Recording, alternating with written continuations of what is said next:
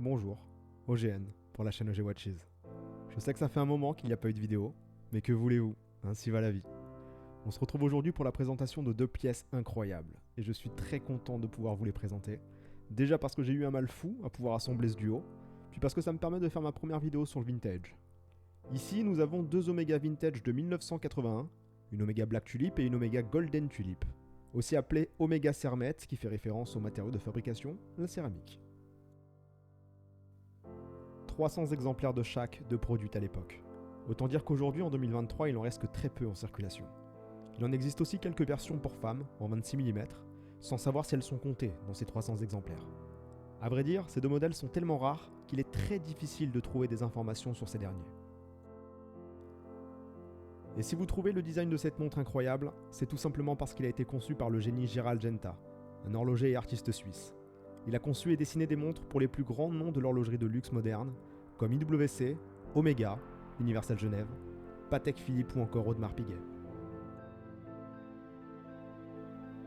Comme vous pouvez le constater, nous sommes ici sur des pièces relativement petites. Seulement 35 mm, pour ce qui est de la finesse, encore une fois, aucune information concrète, mais vous le voyez comme moi, nous sommes sur quelque chose de très élégant. Laissez-moi les passer au poignet pour mettre en démonstration cette élégance justement. Observez, elles sont incroyables une fois mises. Le bracelet intégré épouse parfaitement le poignet.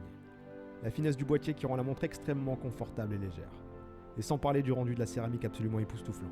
Seul petit bémol de cette dernière, c'est qu'elle capte aussi bien la lumière que les traces de doigts.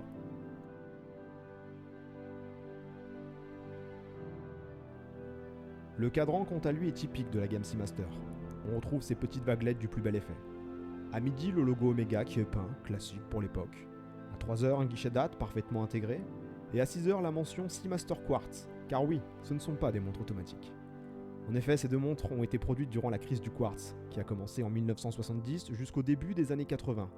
Et ne vous y trompez pas, le quartz sur des belles pièces vintage comme celle-ci a beaucoup de charme.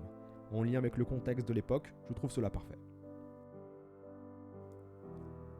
On termine avec quelques plans contemplatifs, de quoi vous expliquer rapidement l'histoire autour de ce modèle, encore une fois avec le peu d'informations qui existent sur le sujet. Les origines et le développement du modèle Cermet, ou comme on l'appelle également Black Tulip, sont entourés de beaucoup de mystères, peu d'informations sont disponibles sur cette série, pas même auprès d'Omega elle-même. Le projet très ambitieux a débuté certainement vers 1973.